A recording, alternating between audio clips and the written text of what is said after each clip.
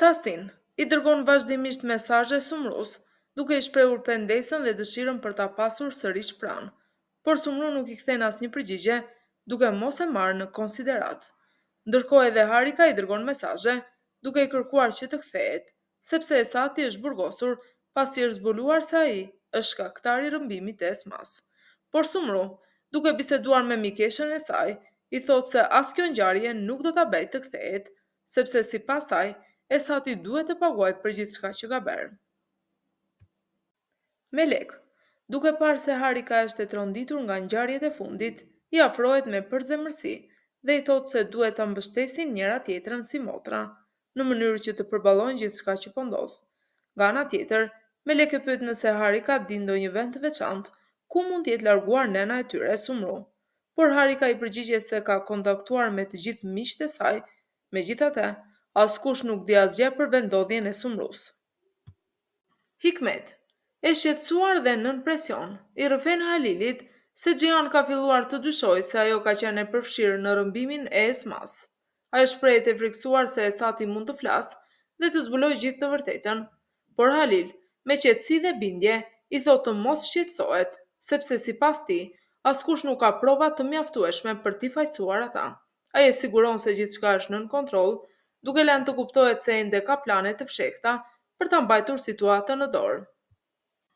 Melek e shqetësuar për vendodhjen e Sumrus, por dhe acaruar me të gjithë, shprehet se nuk mund ta kuptojë pse askush nuk besoi versionin e nënës së saj. Ajo inatin e ka më shumë me Nuhun, duke thënë se nuk mund ta pranoj faktin që ai ende besoni njëri të ligë si babai i tyre Halili.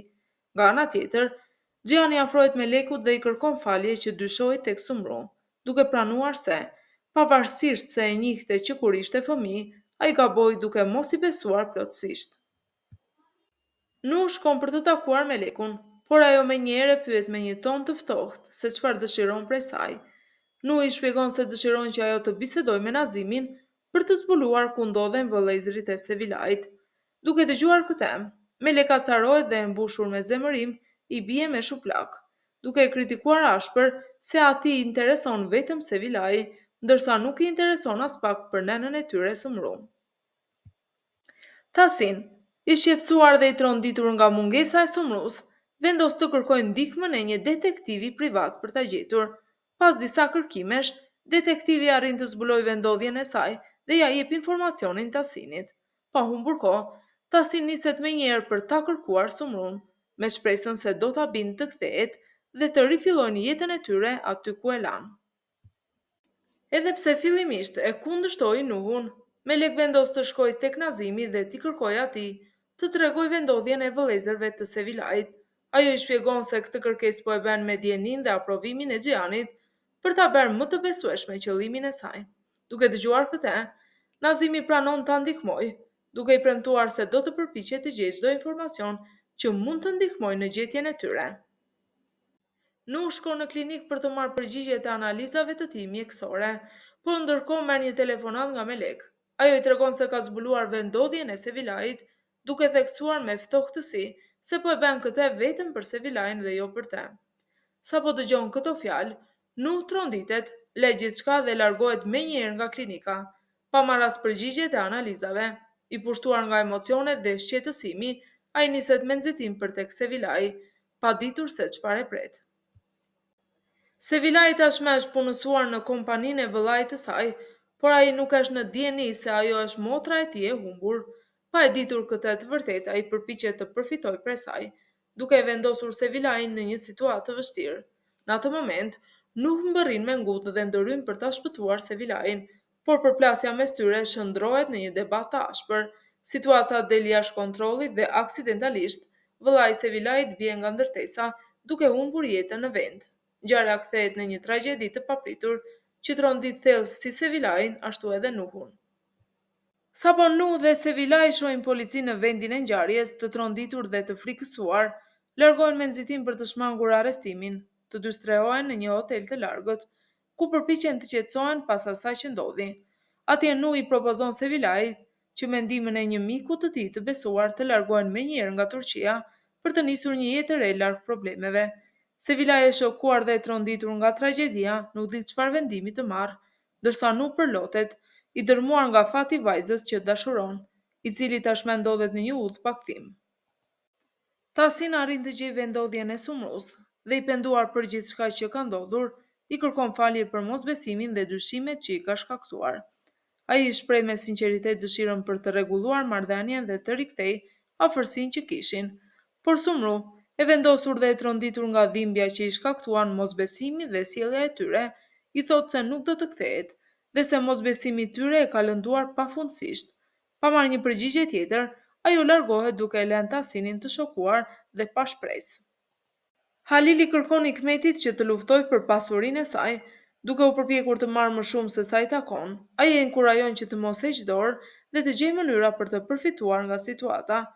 Hikmet, e bindur se mund të arrijë qëllimin e saj, planifikon të manipulojë Xhihanin dhe të bëhet përfituesja kryesore e pasurisë së familjes Shansalan, duke i përjashtuar të gjithë të tjerët nga ndarja.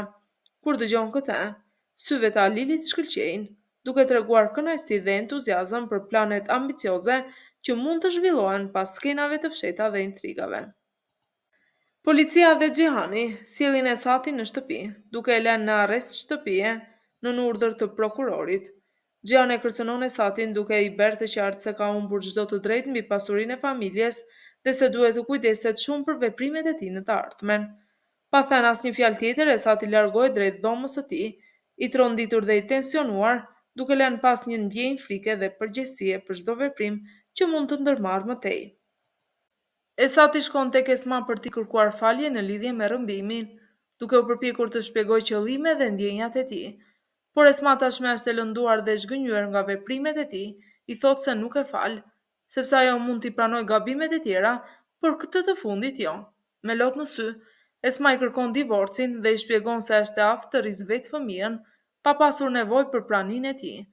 Esati përpiqet ta bindë se rrëmbimi nuk kishte qëllim ta dëmtonte, se dashuron dhe dëshiron një familje të lumtur me te, por Esma largohet, duke mos dëgjuar fjalët e tij dhe duke lënë situatën të pasgjidhur për momentin.